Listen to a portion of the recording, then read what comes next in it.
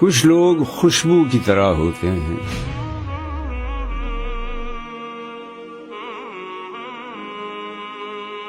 ساتھ نہ رہیں تو گمان میں رہ جاتے ہیں،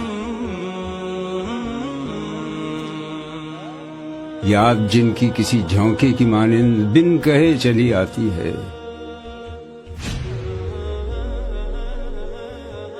دل کی کھڑکی کھول کے خیال کے دریچوں میں بس جاتی ہے۔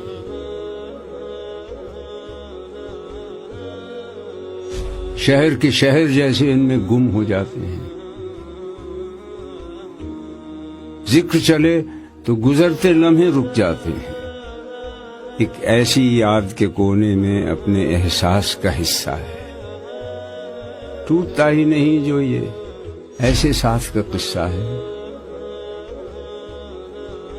اس قصے کو جیتے ہیں ہم ایک خوشبو کی کہانی میں۔ آپ کو اپنا مقصد زندگی دوبارہ یاد ہو جائے، تازہ ہو جائے۔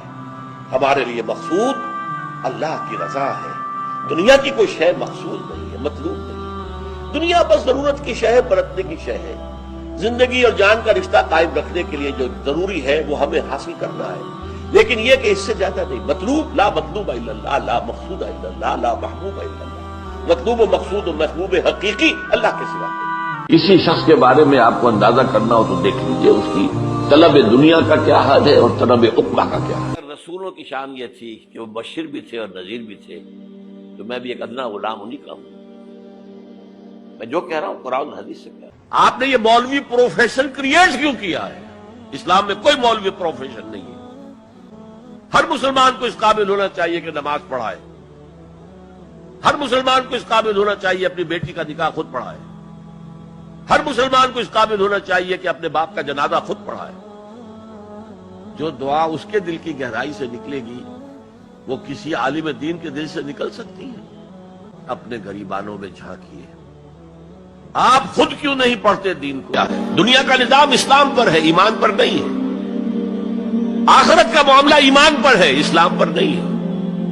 کوئی شخص مسلمانوں کا بہت بڑا قائد ہو، بہت بڑا لیڈر ہو، لیکن ہو سکتا ہے آخرت میں زیرو ہو۔ کسی کو دکھ میں دیکھو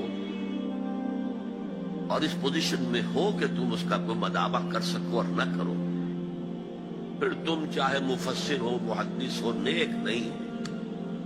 تم عابد ہو سکتے ہو، زاہد ہو سکتے ہو، تم مفسر ہو سکتے ہو، محدث، نیک نہیں۔ ربنا ولا تحمل علينا إصرا كما حملته على الذين من قبلنا۔ دیکھو جب مانگو اللہ سے مانگو، غیر اللہ کے سامنے ہاتھ دراز کرو ہی مت۔ میرا رب اور اس کی بات پامال، میرا اللہ اور اس کے دین کی دھجیاں بکھیری جا رہی ہوں۔ حضرت ابو بکر نے کیا فرمایا تھا؟ ایبدل الدین وانا حی، میرے ہوتے ہوئے ابھی میں زندہ ہوں اور دین میں کوئی تغیر و تبدل آ جائے گا۔ اگر یہ نہیں ہے تو بے غیرتی، حمیت نام تھا جس کا گئی تیمور کے گھر سے۔ اگرچہ بھٹکے ہوئے ہیں لیکن کبھی بھولی ہوئی منزل بھی یاد آتی ہے راہی کو، اور بھٹکے ہوئے آہو کو پھر سوئے حرم لے چل۔ اس کی ضرورت ہے مسلمان کو پھر اس کا مقصد یاد دلایا جائے۔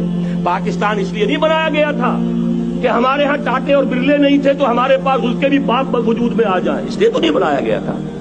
پاکستان اس لیے نہیں بنایا گیا تھا کہ جاگیرداروں کی جاگیرداریاں محفوظ ہو جائیں، پاکستان اس لیے تو نہیں بنایا گیا تھا۔ اور یہ کہ نمازیں اور مسجدیں تعمیر ہو جائیں، مسجدیں تو امریکہ میں تعمیر ہو رہی ہیں، عالی شان سے عالی شان، اس لیے پاکستان نہیں بنا تھا۔ آج بھی مسلمان، میں معذرت سے عرض کر رہا ہوں مولانا سے، آج بھی بھارتی مسلمان کی ایوریج نمازی ہونے کے اعتبار سے پاکستانی مسلمان سے کہیں بہتر۔ آج بھی برقع نظر آ جائے گا تو ہندوستان میں نظر آ جائے گا۔ میں نے اپنی آنکھوں سے دیکھا۔ یہاں کہاں نظر آئے گا برقع آپ کو؟ یہاں تو جس کے پاس 2 پیسے ہو گئے اس نے سب سے پہلے برقع اتار کے پھینک دیا۔ معلوم اچھی طرح سمجھ لیجئے، یہ چیزیں تو وہاں زیادہ ہیں یہاں کی نسبت۔ اصل ضرورت تھی کہ یہاں اس نظام کو قائم کیا جائے۔ اب وہ قوم کہیں نہیں ہے، ڈھونڈ اب اس کو چراغ رخ زیبا لے کر۔ وہ جو قوم ہوتی تھی، وہ جو 45, 46, 47 میں قوم وہ کہاں ہیں؟ اب تو قومیتیں ہیں، اب تو عصبیتیں، صوبائی عصبیتیں ہیں. تیزی سے بگڑ رہا ہے نظام ہمارا، اور ہمارا ایلیٹ طبقہ اوپر کا جو ہے وہ مغرب کے طرز پر جا چکا ہے.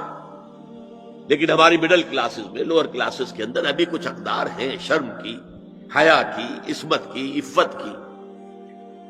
آپ پورا زوردار طریقے پر مہم چلا رہے ہیں کہ مسلمان ممالک سے بھی یہ ساری اقدار ختم کر دی جائے، کہ یہ مغرب یہودیوں کی سازش کے تحت اور امریکہ کی عظیم قوت کو استعمال کرتے ہوئے، سول سپریم پاور آن ارتھ، آج یہ ہمارے گرد گھیرا تنگ کرتے چلے آ رہے ہیں کہ ہمارا معاشرتی نظام بھی تلپٹ ہو جائے، درہم برہم ہو جائے، ہماری اقدار بھی ختم ہو جائے، ہمارے ہاں بھی عورت اور مرد بالکل برابر ہونے کے مدعی ہو کر میدان میں آ جائے، عورت مرد بن جائے، مرد عورت بن جائے. کاہے کے لیے؟ وہ اللہ کے بندو، قرآن سے بڑی موسیقی کوئی نہیں تھی. ڈیوائن میوزک، تم نے اس موسیقی کے اندر لوگوں کو پاگل کیا ہے.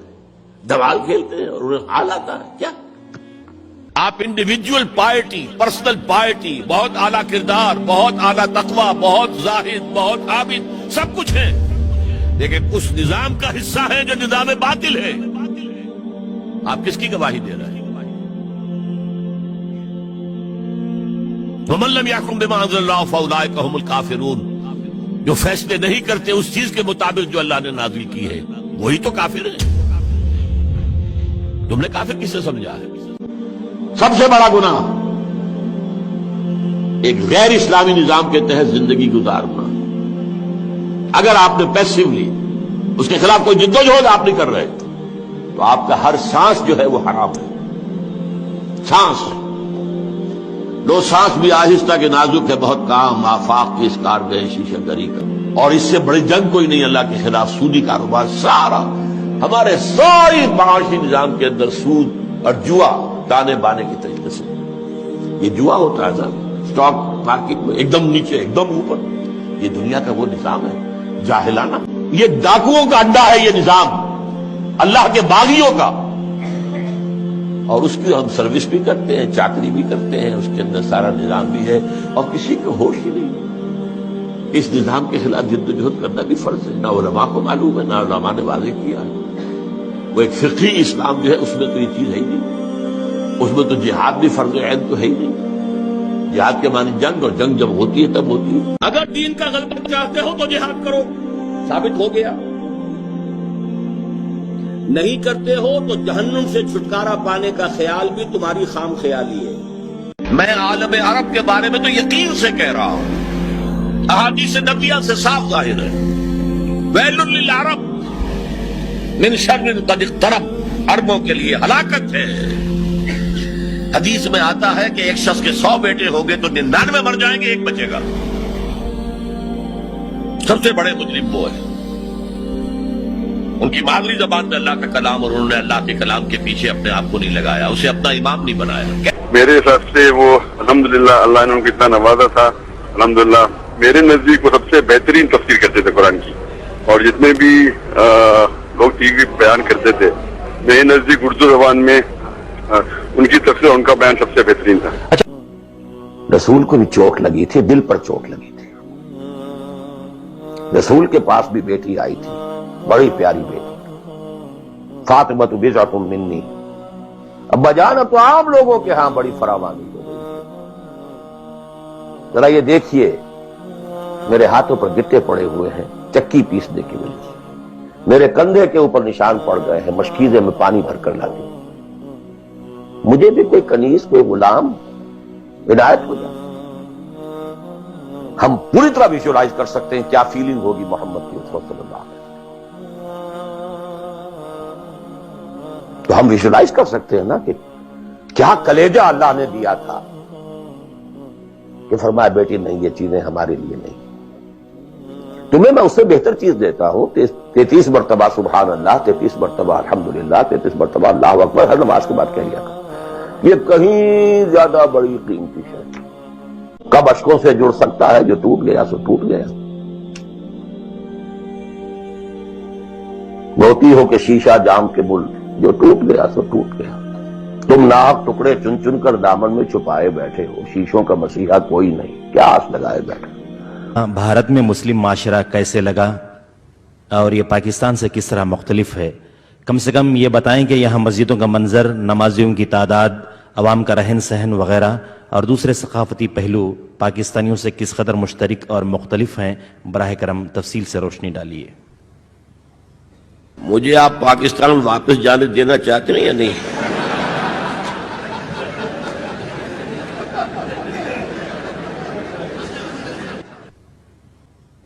سوال یہ ہے کہ دل کی نماز کا اکثر چرچا ہوا کرتا ہے. جی سوال یہ ہے کہ اکثر دل کی نماز کا چرچا ہوا کرتا ہے. یہ دل کی نماز کا مسئلہ کیا ہے؟ کیا یہ سچ ہے؟ میں تو واقف نہیں ہوں, آپ سے پہلی مرتبہ سنا ہے. یہ میں جانتا ہوں کہ نماز دل کے ساتھ پڑھنی چاہیے, دلی آمادگی کے ساتھ پڑھنی چاہیے. معذرۃ الی ربکم, معذرت پیش کر سکو گے اللہ کے. اے اللہ میں نے اس نظام کے ساتھ ریکنسائل نہیں کیا. اے اللہ میں نے اپنی توانائیوں اور اپنی محنتوں سے نہ اپنے لیے کوئی جاگیر بنائی نہ اپنے لیے جائیداد بنائی. اے اللہ میں کوئی دولت چھوڑ کر نہیں مرا. اے اللہ میں نے اپنے بچوں کو بھی اسی کام کے لیے لگا دیا تھا. میں نے ان کی دنیا سے بڑھ کر ان کی عاقبت کی فکر کی ہے. نہیں کر سکا, آگے کچھ نہیں ہو سکا تو میں بے بس ہوں. ہر سی نفس کو موت کا مزہ چکھنا ہے, ہر جاندار کو موت کا مزہ چکھنا ہے. ثم الینا ترجعون, پھر ہماری طرف لوٹا دیے جاؤ. تو زندگی کی سب سے اہم حقیقت موت, اور موت کے بعد رجوع اللہ, آخرت. یہ سب سے بڑی حقیقت ہے. ایک حقیقت سب مانتے ہیں, سب جانتے ہیں, دوسری حقیقت کے اوپر پردہ پڑا.